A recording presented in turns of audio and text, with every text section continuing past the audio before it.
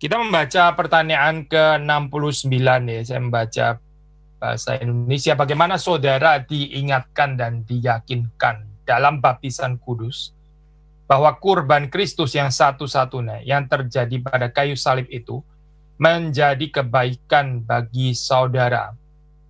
Jawaban, Kristus telah menetapkan permandian lahiriah ini disertai janji, sebagaimana tubuhku pasti dibasuh secara lahiriah oleh air yang biasa dipakai untuk menghilangkan kotoran tubuh, sepasti itu pula aku telah dibasuh dengan darah dan rohnya dari kecemaran jiwaku, yaitu semua dosaku.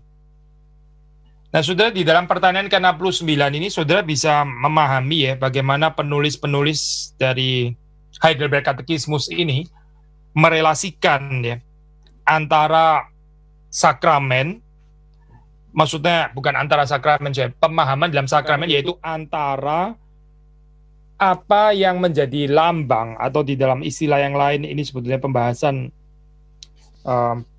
lebih detail akan dibahas pada hari Jumat, yaitu sign and pledge ya, tanda atau lambang ya, dengan yang dilambangkan, between sign and thing signified di dalam hal ini ya. Itu dibahas dengan jelas relasinya kalau sudah melihat di dalam bagian ini gitu. Intinya ya, kalau kita boleh menjelaskan, di satu sisi ini dibedakan ya, di sisi yang lain tidak dipisahkan. Sekali lagi ya, bahwa antara sign dan thing signified ini berbeda, bukan dua hal yang sama. Jangan di-confuse. Tapi juga jangan dipisahkan. Nah, sebetulnya rumusan ini somehow harusnya sounds familiar ya untuk saudara. Ini kan rumusan Chalcedon, dua natur gitu. Bukan confuse ya, tapi juga bukan separated. Kalau separated, dipisahkan, itu menjadi pandangan Nestorian.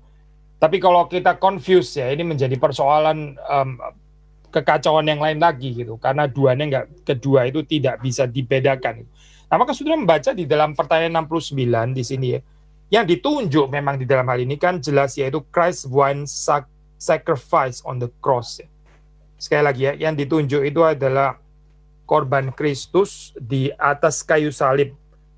Nah, bagaimana baptisan itu mengingatkan kita dan meneguhkan atau meyakinkan kita? Dari sini saudara, dari pertanyaannya sudah bisa mendapati sebetulnya ya jawabannya itu mau kemana gitu. Baptisan atau sakramen itu adalah untuk mengingatkan kita ya, remind di sini ya, atau di dalam bahasa Jermannya pakai istilah erinnern ya. Ya, boleh diterjemahkan menjadi mengingat, itu tepat sih memang. Mengingatkan kita dan meyakinkan kita. Jadi seperti kita sudah pernah bahas ya, ini kan dokumen ekumenikal gitu ya. Jadi di dalamnya itu ada pengaruh daripada Philippism, maksudnya Melanchthon ya, Lutheran, ada Calvin pasti gitu. Di dalamnya juga ada pengaruh daripada Zwingli dan Bullinger ya. Bullinger dalam hal ini ya biasanya seringkali disebut Neo-Zwinglian ya. Neo-Zwinglian itu maksudnya adalah Bullinger. Bullinger itu penerus daripada Zwingli di Zurich ya.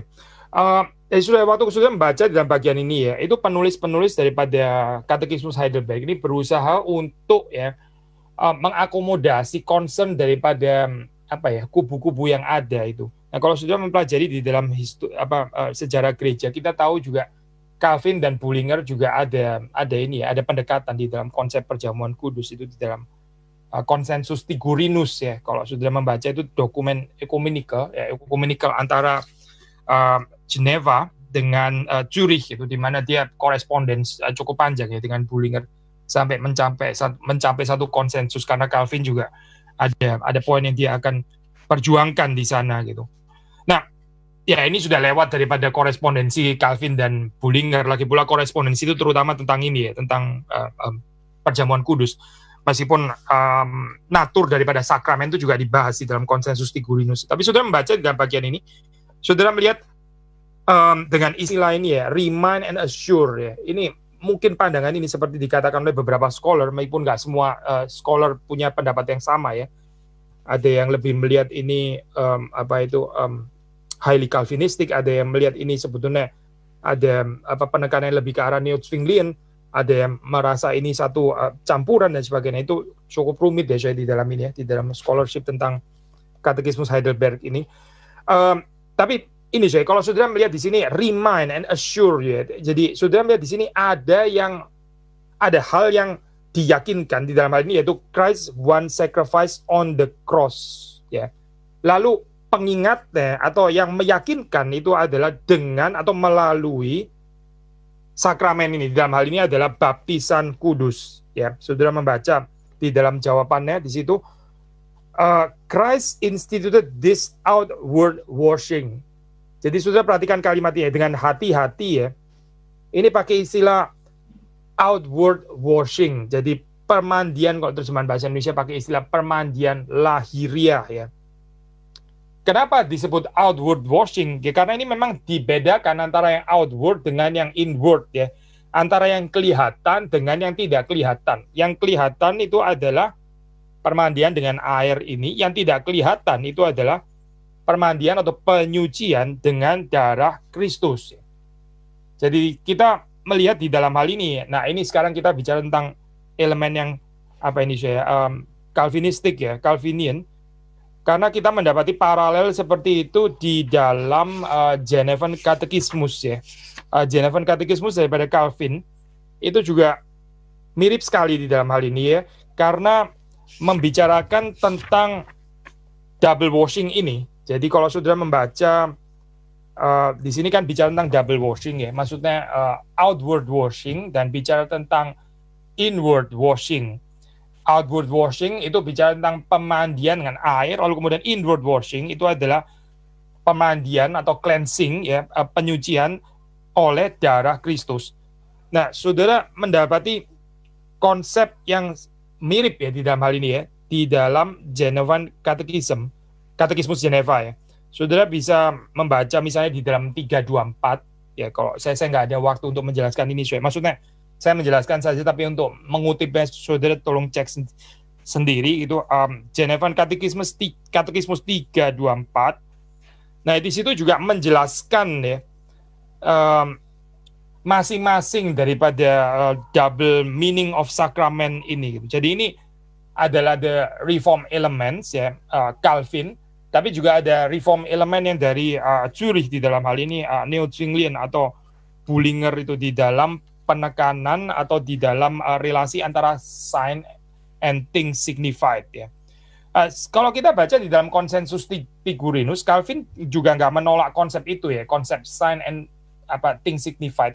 Tapi seperti kita tahu, yang menegaskan ini pertama kali, yang menekankan itu adalah Zwingli, lalu diteruskan oleh Bullinger, dan Calvin juga nggak kesulitan menerima konsep ini ya, things and things signified, sejauh itu tidak dimengerti di dalam konteks empty symbolism ya, empty symbolism di dalam hal yang seolah-olah dua hal ini terpisah gitu, antara sign and things signified. Jadi keduanya ini tidak bisa dipisahkan ya. Jadi sekali lagi kita belajar daripada formula Chalcedonian itu ya. Nah, saya balik kepada ini ya, saya kepada apa yang ditulis di sini ya. Outward washing, terus kemudian inward washing. Lalu saudara perhatikan juga kalimatnya ya. Kalimatnya ini kalau di dalam bahasa Indonesia terjemahan yang kita baca tadi kurang kuat ya sebetulnya gitu. Di dalam terjemahan bahasa Inggris atau di dalam bahasa Jerman itu bahasa Jerman lebih baik lagi karena pakai istilah yang persis sama ya. Tapi kalau saudara baca di sini dalam bahasa Indonesia itu kan sebagaimana tubuhku pasti dibasuh secara lahiriah oleh air. Ya, oke juga sih terjemahan seperti ini ya. Lalu kemudian sepasti itu pula aku telah dibasuh. Ya, intinya itu di dalam kata pasti gitu. Kalau di dalam bahasa Inggris terjemahannya as surely as water washes away the dirt from the body, as surely as ya, so certainly his blood and his spirit wash away my soul's impurity. Saya sudah melihat paralelnya ini ya. Sebagaimana pasti atau sepasti tubuhku itu dibasuh secara lahiriah oleh air, sepasti itu pula ya, aku telah dibasuh dengan darah dan rohnya. As surely as, so certainly. Atau di dalam bahasa Jerman itu pakai istilah yang sama, yaitu so gewiss ya.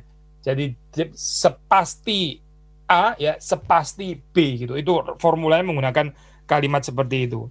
Jadi di dalam hal ini Tuhan itu institut sakramen ini sesuatu yang kelihatan ya dari perspektif ini untuk meneguhkan ya janji Injil, janji Kristus ya yang diberikan kepada kita, lalu itu diteguhkan melalui sakramen. Sakramen itu assure us dan mengingatkan kita ya.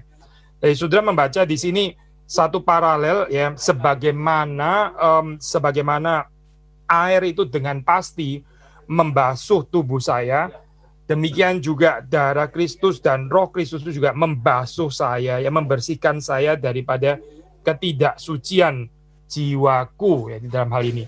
Jadi saudara melihat di sini double meaning daripada sakramen ya, yang kelihatan, yang tidak kelihatan, ada outward, ada inward. Ini penting sekali ya untuk pemahaman reform ya.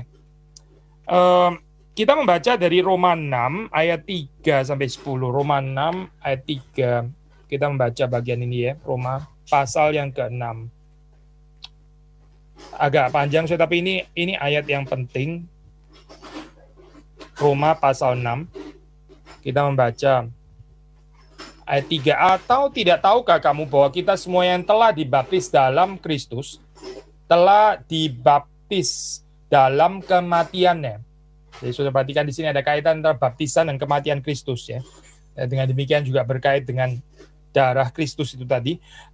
Dengan demikian kita telah dikuburkan bersama-sama dengan Dia oleh baptisan dalam kematian, supaya sama seperti Kristus telah dibangkitkan dari antara orang mati oleh kemuliaan Bapa, demikian juga kita akan hidup dalam hidup yang baru. Jadi kematian, kebangkitan, demikian kita juga kehidupan yang lama, kehidupan yang baru ya. Ini dengan metafor kebangkitan itu tadi. Lebih daripada sekedar metafor sih, ini mystic union with Christ ya. Sebab jika kita telah menjadi satu dengan apa yang sama dengan kematiannya, kita juga akan menjadi satu dengan apa yang sama dengan kebangkitannya. Karena kita tahu bahwa manusia lama kita telah turut disalibkan supaya tubuh dosa kita hilang kuasanya, agar jangan kita menghambakan diri lagi kepada dosa. Sebab siapa yang telah mati, ia telah bebas dari dosa. Jadi jika kita telah mati dengan Kristus, kita percaya bahwa kita akan hidup juga dengan Dia. Karena kita tahu bahwa Kristus sesudah Ia bangkit dari antara orang mati, tidak mati lagi. Mau tidak berkuasa lagi atas Dia. Sebab kematiannya adalah kematian terhadap dosa, satu kali dan untuk selama-lamanya, dan kehidupannya adalah kehidupan bagi Allah. Nah, saudara perhatikan di dalam bagian ini ya, itu paralelnya di dalam hal ini ya, atau kaitannya dengan kristologi. Jadi Kristus itu mati dan bangkit ya. Demikian pula di dalam baptisan itu yang dinyatakan adalah ya ini precisely ya. Kita yang tadinya mati terus kemudian kita dibangkitkan, kita diberikan kehidupan yang baru. Sekali lagi ya, dari ayat ini agak marginal sebenarnya poinnya, tapi untuk mengingatkan sekali lagi di dalam teologi reform itu kita percaya manusia jatuh dalam dosa itu adalah spiritually dead ya, mati ya, bukan sakit ya. Kenapa? Ya karena Kristus harus mati di atas kayu salib. Jadi karena kita spiritually dead, kita perlu dibangkitkan, kita mengalami spiritual regeneration. Maka demikian juga Kristus itu mati ya. Kristus bukan menggantikan kita dengan sakit ya, bukan. Kristus menggantikan kita dengan mati dan bangkit ya. Karena apa? Ya karena kita ini memang juga mati setelah jatuh dalam dosa dan perlu mengalami kehidupan yang baru ya oleh Roh Kudus di dalam Kristus itu. Nah, inilah yang dikatakan tentang baptisan ya. Sebetulnya yang ditunjuk oleh air itu, ini kan air kan berarti ada motif cleansing ya. Ini motif pembersihan ya. Kalau kita kotor, kita bersihkan tubuh kita itu dengan air ya. Kita bersihkan dengan air, kita bersih. Demikian pula atau sepasti itu di dalam bahasa daripada Katekismus Heidelberg, darah Kristus ya dan rohnya itu juga membersihkan kita dari kekotoran jiwa kita ya. Dari kekotoran kita itu dibersihkan. Sepasti air itu membersihkan tubuh kita. Jadi saudara melihat di sini ya, ada yang kelihatan, ada yang tidak kelihatan, ada yang outward, ada yang inward. Ini adalah konsep yang penting ya, double meaning of sakramen ya. Dan ini adalah pemahaman reform. Saya tadi mau mengatakan apa? Ini saya, yaitu kalau saudara baca di dalam bahasa Jerman itu menarik gitu ya. Ya ini bukan bukan poin yang terlalu penting gitu. Tapi sedikit ada perbedaan perspektif gitu. Di dalam bahasa Jermannya itu bicara so gewiss itu terlebih dahulu adalah darah Kristus dan rohnya ya. Jadi bicara terlebih dahulu itu tentang yang ditunjuk ya oleh sakramen. Di dalam hal ini adalah pembersihan darah Kristus oleh darah Kristus dan oleh rohnya. Baru setelah itu bicara so gewiss ya. Secara lahiriah kita itu dengan air tubuh kita dibersihkan. Tapi saudara membaca di dalam terjemahan bahasa Indonesia ya, di dalam termasuk juga di dalam terjemahan bahasa Inggris itu yang dikatakan terlebih dahulu adalah pembasuhan secara lahiriah oleh air itu kan. Memang kalau secara pengertian yang lebih sederhana ya, atau yang lebih smooth gitu untuk bacanya ya. Kita bicara tentang lambangnya terlebih dahulu, sign-nya terlebih dahulu, sepasti ya. Karena kita ini memang seringkali lebih mudah untuk mengerti hal-hal yang kelihatan, masuk dari situ dulu terus kemudian menunjuk kepada yang tidak kelihatan ya, di inward washing itu lebih smooth ya di dalam hal ini kita mengertinya. Tapi ya saya cuma mau share kepada saudara di dalam bahasa Jermannya itu yang dikatakan terlebih dahulu justru adalah pembasuhan dengan darah Kristus. Itu pasti ya. Sebagaimana juga pasti kalau kita membasuh diri kita itu dengan air di dalam hal ini, yang menunjuk kepada baptisan itu ya. Ya yang satu lebih pakai metode a posteriori ya, yang lain itu lebih menjelaskan secara ya mungkin tanda kutip a priori di dalam pengertian itu apa sebetulnya yang merupakan substansi yang ditunjuk di situ gitu ya. Di dalam hal ini membicarakan pembasuhan oleh darah Kristus dan oleh rohnya. Saya melanjutkan ke pertanyaan ke-70. Jadi hari ini kita ada 3 pertanyaan. Saya baca lagi. Apa itu dibasuh dengan darah dan roh Kristus? Ya, pertanyaan ini penting karena ini adalah yang ditunjukkan waktu kita bicara tentang holy baptism itu bicara adalah ini sebetulnya. Jawabannya adalah mendapat pengampunan dosa dari Allah berdasarkan rahmat atau anugerah, kasih karunia, karena darah Kristus yang telah ditumpahkannya bagi kita dengan pengorbanannya pada kayu salib dan pembaharuan oleh Roh Kudus serta pengudusan olehnya menjadi anggota tubuh Kristus, supaya kita makin lama makin mati bagi dosa dan menempuh hidup saleh serta tidak bercela. Nah, sudah kita beberapa hal yang kita mau tekankan di sini ya. Yang pertama, dibasuh dengan darah Kristus itu artinya kita diampuni dosa-dosa kita. Nah, kita akrab lah saya dengan hal ini ya. Ini kan sangat ditekankan di dalam Protestan teologi, tapi seperti kita seringkali mengatakan ekumenicity, nah ini justru ya ini kalau mau dibilang distinktif ya distinktif, dibilang nggak distinktif ya nggak distinktif. Kenapa? Karena ini simply adalah pengakuan iman rasuli. Aku percaya pengampunan dosa. Ini seharusnya bisa dipercaya oleh semua orang Kristen dalam hal ini, karena ini adalah pengajaran Alkitab. Seperti kita sudah bahas ya, pengampunan dosa itu penting karena itu adalah pengakuan bahwa kita ini imperfect ya. Selama kita berada dalam dunia, kita terus-menerus berperang, ya, struggle, melawan keinginan daging itu ya, seumur hidup kita sampai kita berjumpa dengan Kristus. Jadi di dalam imperfection kita itu kita selalu membutuhkan pengampunan dosa. Jadi dalam hal ini pengampunan dosa ini yang pertama ditunjuk gitu ya. Tapi juga bicara ini saya true sanctification. Nah ini kadang-kadang saya di dalam polemik antara orang Lutheran dengan orang Roma Katolik ya, itu mereka sulit untuk menerima ya konsep justification by faith atau true faith alone ya. Dianggap seumur hidup itu sebetulnya perubahan di dalam kehidupan orang percaya itu real atau tidak sih.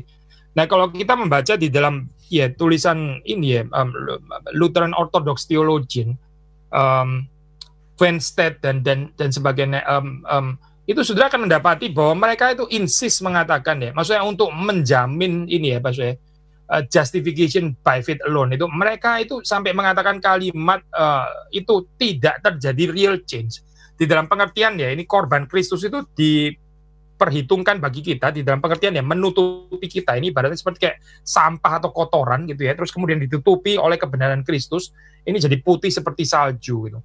Tapi yang menutupinya itu ya adalah kebenaran Kristus. Tapi nggak ada real change. Istilah no real change itu muncul jadi di dalam tulisan orang-orang Lutheran ortodoksi ya. Nah, orang Katolik di dalam hal ini mereka sulit sekali menerima konsep seperti itu. Oh, nggak ada real change, berarti kita apa? Tetap pendosa gitu. Lagi pula Luther mengatakan ini, simul justus et peccator gitu. Orang benar dan juga orang berdosa gitu. Tetap orang berdosa. Nah kalau gitu terus kemudian realita keselamatan ini apa dong sebetulnya gitu? Betul nggak di dalam kehidupan kita itu kita betul-betul dibenarkan, bukan cuma declared righteous, tapi juga made righteous ya. Sekali lagi ya, bukan cuma di declared apa ya bahasa Indonesia ya, diperhitungkan sebagai benar gitu ya, declared righteous, tapi made righteous ini loh sebetulnya ada atau tidak gitu sebetulnya. Nah ini di dalam apa ini tradisi Lutheran ya itu sangat hati-hati ya, rather ke arah kritikal waktu bicara tentang made righteous. Tapi tidak demikian saya waktu saudara membaca di dalam tradisi Reform ya, ini ada perbedaan itu. Karena di dalam tradisi Reform kita itu mementingkan dua-duanya, justification and sanctification ya. Ini duplex gratia Dei, double grace of God ya di dalam hal ini. Jadi intinya itu adalah union with Christ. Lalu di dalam union with Christ itu kita mendapatkan both justification and sanctification. Kita declared righteous ya di dalam hal ini kita sama dengan Luther ya. Waktu kita juga mengajarkan konsep forensic doctrine of justification ya, declared righteous, justification through faith alone ya, kebenaran Kristus diperhitungkan menjadi kebenaran kita ya, kita ditutupi dosanya. Tapi sudah perhatikan di sini ya, di dalam bagian yang berikutnya, to be washed with Christ's Spirit means that the Holy Spirit has renewed and sanctified us to be members of Christ, so that more and more we become dead to sin, ya, mortification of sin, and live holy and blameless lives. Jadi saudara perhatikan di dalam tradisi Reform ini juga sama ya, mementingkan kalau tadi yang pengampunan dosa itu lebih kepada declared righteous, maka dalam bagian ini saya ini bicara tentang true sanctification ya. Jadi kita bukan cuma berhenti ya di declared righteous sudah cukup gitu ya, toh sudah diselamatkan ya. Tapi di dalam tradisi Reform itu penting juga untuk mengatakan bahwa di dalam keselamatan itu ya juga terjadi sanctification dan bahwa itu real. Jadi kita bisa bicara juga tentang made righteous di dalam hal ini. Seperti yang sangat ditekankan di dalam teologi Roma Katolik di dalam hal ini ya. Itu sudah mendapati di dalam tradisi teologi Reform juga ada bagian ini ya. Jadi kita melihat di dalam pertahanan yang ke-70 ya. Apa artinya to be washed with Christ's blood? Yang pertama adalah bahwa Allah has forgiven our sins.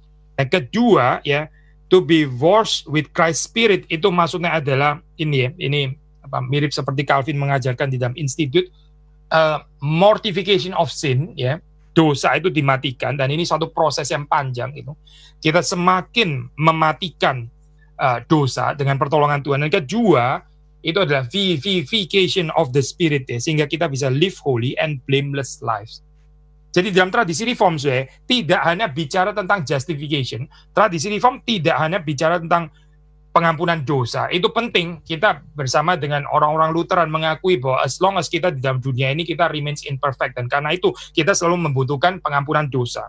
Tapi juga saudara perhatikan ya kalimat-kalimat yang berikutnya ini, we become dead to sin and live holy and blameless lives.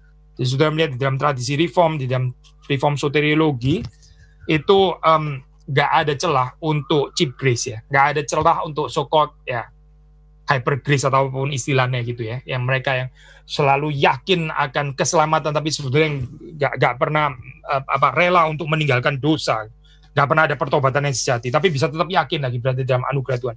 Itu nggak mungkin itu nggak ada kemungkinan di dalam pemahaman tradisi Reform ya, karena kita bicara di sini bukan cuma forgiveness of sins, tapi kita juga bicara tentang sanctification, true sanctification ya, true renewal of life di sini kita membaca. Nah ayat-ayat yang kita bisa baca dalam bagian ini adalah Efesus 1 ya, Efesus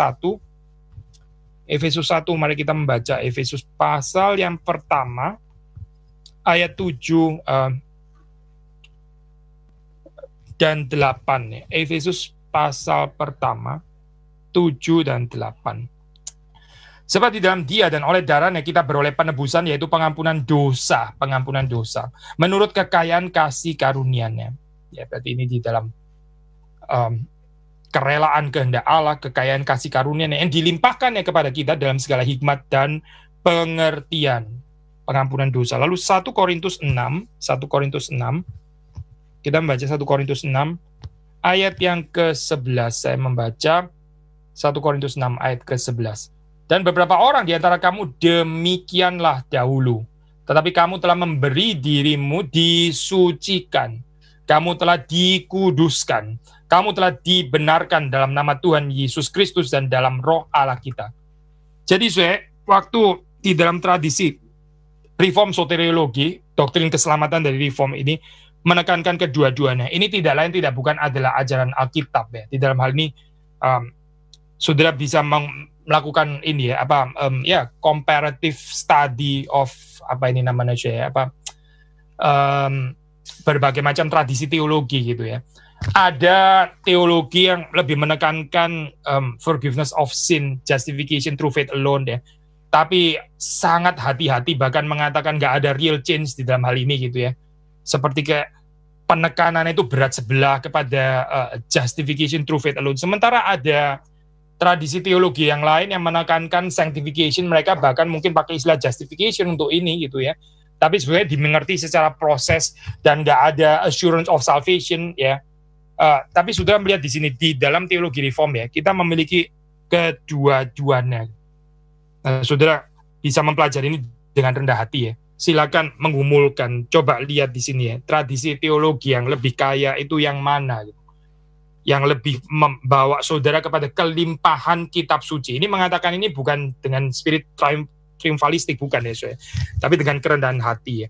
Teologi yang bertanggung jawab itu harusnya membawa kepada kelimpahan ya yang ada di dalam Alkitab ya. Begitu banyak pasal atau buah-buah yang kita bisa petik daripada Alkitab. Mereka yang cuma petik satu ya, padahal ada dua ya, itu jadi nggak balance di dalam hal ini. Dan di dalam hal ini sudah membaca dalam pertanyaan ke-70, di sini ada penekanan kedua-duanya, both forensic doctrine of justification ya, tapi juga true sanctification, both declared righteous tapi juga made righteous ya. Kedua-duanya itu ditekankan. Mengapa? Ya karena Alkitab mengajarkan kedua-duanya dan bukan cuma salah satu saja gitu. Kita membaca berikutnya 71, di mana Kristus berjanji kepada kita bahwa sebagaimana kita pasti dibasuh oleh air baptisan, sepasti itu pula Dia mau membasuh kita dengan darah dan roh-Nya. Di mana ya, ini pertanyaan, di mana Kristus berjanji itu? Paralel antara dua hal ini ya, double meaning of sacrament ini. Jawabannya ada dalam penetapan baptisan yang berbunyi sebagai berikut, atau kalau dalam terjemahan bahasa Inggris, dalam penetapan baptisan ya, di mana Kristus ya, di mana Dia mengatakan sebagai berikut. Karena itu pergilah jadikanlah semua bangsa muridku dan baptislah mereka dalam nama Bapa dan Anak dan Roh Kudus, Matius 28 itu ya. Dan yang dari Markus, siapa yang percaya dan dibaptis akan diselamatkan, tetapi siapa yang tidak percaya akan dihukum, Markus 16. Janji itu diulang ketika Alkitab menyebut baptisan adalah permandian kelahiran kembali, Titus 3 ya, dan pembasuhan dari semua dosa, yaitu Kisah Rasul 22. Jadi sekali lagi saudara, ini pertanyaannya adalah tentang di mana kita mendapati Kristus yang berjanji itu bahwa kita sungguh-sungguh ya dibasuh oleh darahnya, oleh rohnya ya. Sepasti kita juga dibasuh ya oleh air melalui atau di dalam sakramen baptisan itu. Jawabannya ya ini ya, dari keempat ayat ya, dari Matius, Markus, Titus, dan juga Kisah Para Rasul ya. Waktu Titus misalnya menyebut di sini ya, water of rebirth. Kita baca ya bagian ini ya, Titus 3 ayat 5. Titus 3 ayat 5. Kita membaca bagian ini.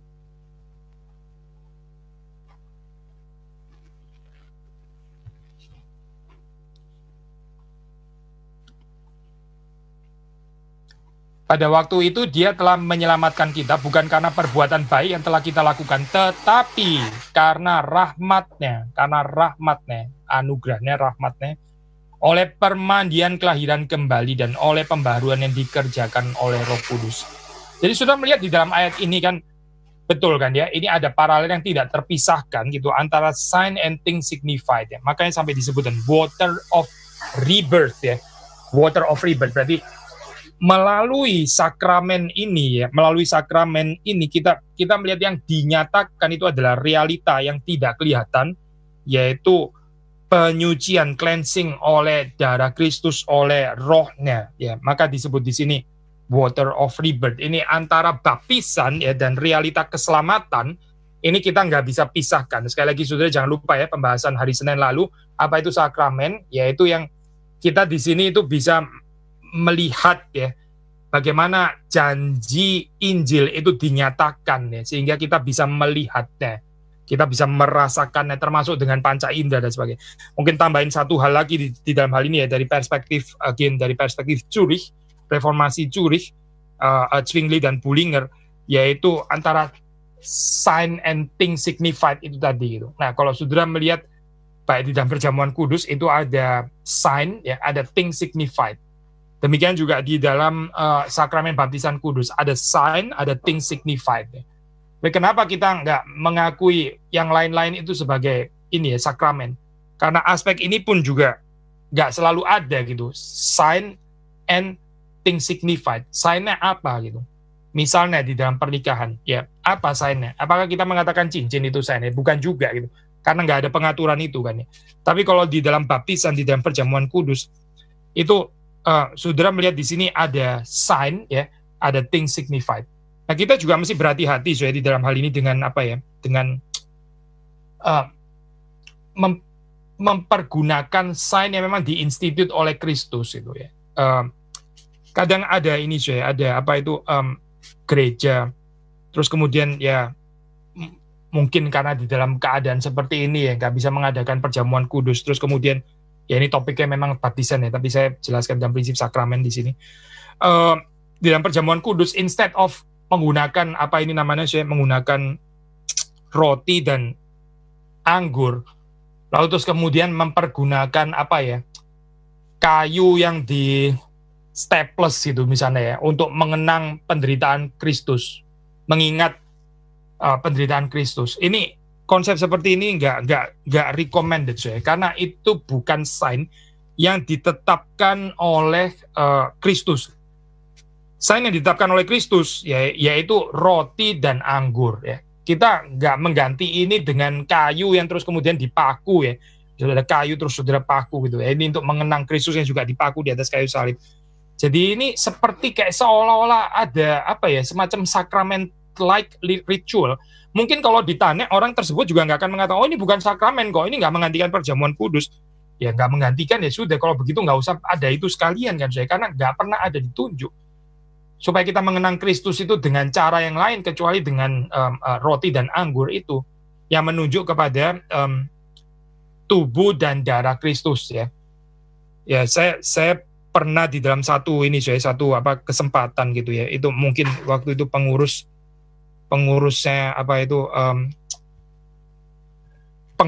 kurang peka ya di dalam hal ini ya. Jadi dia mau cari apa itu anggur yang warna merah, lalu dia nggak dapat itu di supermarket, akhirnya dia ganti dengan jus apa warna kuning gitu ya, jus apa warna kuning gitu.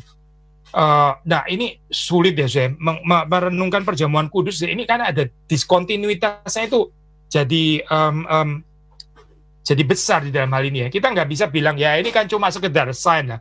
Sign can be anything lah. Mau pakai apapun juga pun, nggak harus pakai anggur lah. Mau pakai air atau mau pakai mau pakai apa itu cendol lah, mau pakai apa terserah. Oh bukan.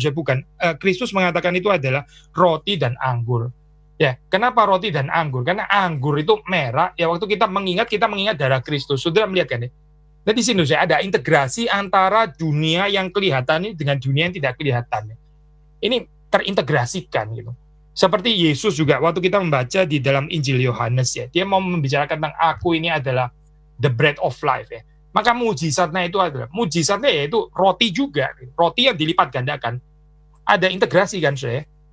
Yesus nggak membangkitkan Lazarus terus dia bilang I am the bread of life. Nah ini rada nggak nyambung, saya, atau nggak nyambung sebenarnya dalam hal ini. Tapi waktu dia membangkitkan Lazarus, ini tandanya, semeia di dalam bahasa Yohanes, tanda ya, semeia, mujizat itu tanda.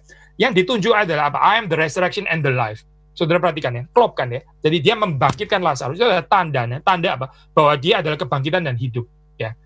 Waktu kita membaca dalam bagian lain, Yesus mengatakan, I am the light of the world. Aku adalah terang dunia. Tandanya apa? Tandanya dia memelekkan orang buta. Tepat sudah di dalam bagian ini ya. Jadi kalau ini ditukar-tukar ya, jadi gak karu-karuan antara tanda dengan yang ditunjuk oleh tanda. Maka meskipun kita dari perspektif reform mengatakan ya ini adalah substansi yang ditunjuk, itu adalah yang intinya ini adalah penyucian ya, cleansing by Christ blood and spirit, itu memang adalah intinya. Meskipun demikian bukan berarti terus kemudian tandanya kita bisa ganti-ganti seenaknya, bukan itu konsepnya. Ini jadi low view of sakramen seperti ini gitu, atau very low view terhadap tanda gitu ya. Jadi saudara membaca di sini di dalam Titus pasal yang ketiga itu disebut water of rebirth ya. Seolah-olah ini sangat fluid di dalam hal ini ya. Again, ini bukan nggak bisa dibedakan, tapi ini diintegrasikan. Seperti saudara waktu membaca cerita Yesus memelekkan mata orang buta, ya. Itu terintegrasi ya, antara buta fisik dengan buta rohani. Itu bukan dua hal yang terpisah, tapi terintegrasikan. Demikian juga waktu kita membicarakan di sini ya, outward washing itu memang berbeda dengan inward washing, tapi kedua ini nggak boleh dipisahkan. Sudah jangan membedakannya demikian rupa sampai kedua ini totally separated ya. Kalau separated itu adalah Nestorian sakramentologi namanya. Ini bukan Kalkedon tapi jadi Nestorian gitu. Karena kita bukan hanya membedakan, tapi kita memisahkan akhirnya. Kita akan sulit mengerti ayat-ayat seperti Titus 3 ayat 5 ya, kalau kita memisahkan. Justru melalui 3 ayat 5, saudara melihat bahwa permandian lahiria itu diintegrasikan ya dengan pengampunan dosa, dengan kehidupan baru oleh Roh Kudus. Jadi di sini bicara kesatuan ya, seperti nyata di dalam Titus 3 ayat yang kelima. Demikian juga waktu kita membaca Acta Apostolorum, Kisah Para Rasul 22 ya. Kisah Para Rasul, kita membaca Kisah Para Rasul Acts 22. Saya membaca ayat yang ke-16 ya. Kita membaca dalam ayat yang ke-16. Dan sekarang mengapa engkau masih ragu-ragu? Bangunlah, berilah dirimu dibaptis dan dosa-dosamu disucikan, sambil berseru kepada nama Tuhan. Saudara perhatikan ya. Dibaptis ya, jelas di sini kan dibaptis ya pasti dibaptis dengan air gitu ya. Dibaptis bukan di dalam pengertian dibaptis oleh darah dan Roh Kristus, tapi nggak ada baptisan air, pasti bukan itu kan maksudnya. Ini kan bicara tentang baptisan lahiria kan ya, baptisan dengan air itu, outward washing itu tadi. Berilah dirimu dibaptis, tapi sudah perhatikan, dan dosa-dosamu disucikan. Jadi sama seperti Titus 3 ya, Acts 22 juga mengintegrasikan ya, tidak memisahkan antara antara outward washing ini ya dengan pengampunan dosa ya. Dibedakan ya, jangan dipisahkan ya.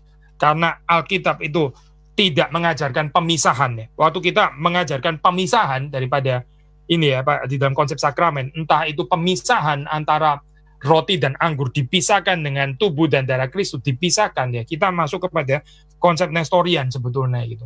Tapi kalau kita nggak membedakannya ya, kita anggap identik gitu ya. Nah itu persoalan yang lain lagi.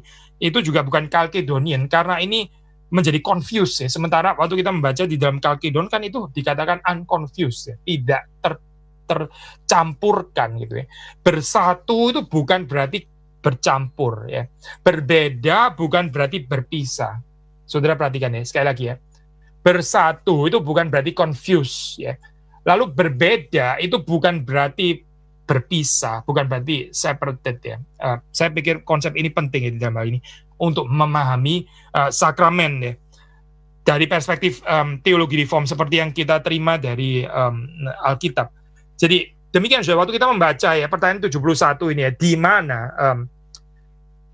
Kristus itu berjanji bahwa bahwa waktu ini ya, bahwa apa baptisan lahiriah itu ya, itu adalah sepasti juga kita dikuduskan, disucikan, dibersihkan oleh darah dan roh Kristus. Ya jawabannya seperti di dalam ayat-ayat di dalam Titus, di dalam Acts, dan juga di dalam Matius pasal 28, dan juga di dalam Markus 16 yang tadi kita sudah baca ya. Nah, pembahasan hari ini sampai di sini sudah. Ini ada pertanyaan ya yang masuk, saya coba jawab. Selamat pagi, saya masih belum terlalu jelas dengan pandangan Lutheran Ortodoksi ya, yang Bapak bilang tadi. Apakah makna no real change berarti tidak mengalami sanctification proses untuk menjadi semakin serupa dengan Kristus? Ya memang saya kalau kita tarik sampai gini ya mungkin Luther dan Lutheran Ortodoksi akan keberatan gitu. Tapi cara mereka menjelaskan justification through faith alone ya sampai harus mengatakan no real change gitu ya, karena mau menekankan bahwa ini betul-betul adalah ditutupi. Nah ini satu penjelasan yang bagi saya itu bisa misleading gitu. Nah kalau kita katakan di dalam Lutheran Ortodoksi nggak mengajarkan good works dan sebagainya, itu ya karikatural. Kalau kita mengatakan di dalam Lutheran nggak percaya sanctification, ya itu jelas karikatural gambaran seperti ini. Tetapi begini saya, orang-orang reform itu namanya, atau teologi reform itu ya, dengan lebih berani gitu ya, dengan lebih bebas ya,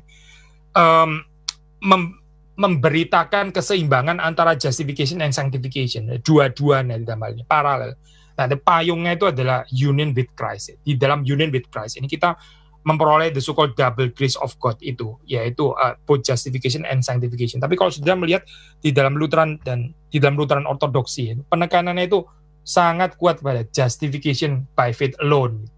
Kurang ada tepat untuk menekankan sanctification ya. Ini sesuatu yang wajar karena ini adalah respons ya, seperti kayak respons pendulum. Jadi kalau di dalam Roma Katolik itu nggak ada assurance of salvation, kecuali again orang-orang seperti Thomas Aquinas, mungkin ya Bonaventura, terus kemudian siapa itu ya para martir dan sebagainya, itu mereka punya conviction itu ya, assurance. Tapi orang-orang biasa-biasa seperti saudara dan saya ya, kalau menurut Council of Trent itu nggak akan mempunyai keyakinan keselamatan gitu. Jadi nggak ada konsep assurance di dalam konsep justification seperti dipercaya di dalam Protestan, itu nggak ada gitu. Nah, jadi ini dalam hal ini ya, Lutheran itu berespons secara pendulum dalam hal ini. Karena setiap kali bicara tentang sanctification, so ini dianggap sebagai sanctification itu nanti seperti kayak legalisme gitu, seperti kayak balik lagi kepada soteriologinya medieval gitu. Tapi di dalam pemahaman dari teologi reform, kita nggak ada ketakutan ini, so ya. Kita bisa bicara dua-duanya gitu. Waktu kita bicara justification, kita nggak takut terhadap bahaya antinomianisme ya. Waktu kita bicara sanctification, kita juga nggak takut bahaya legalisme atau neolegalisme, tidak gitu, karena dua-duanya ini adalah ajaran Alkitab gitu. Jadi kita membicarakan dalam hal ini keseimbangan tersebut. Tapi kalau sudah perhatikan di dalam ini ya, penekanan daripada Lutheran Ortodoksi, termasuk Luther sendiri, sangat berat sebelah dalam hal ini ya, menekankan konsep itu tadi, justification by faith alone ya. Jadi dalam hal ini declared righteous gitu.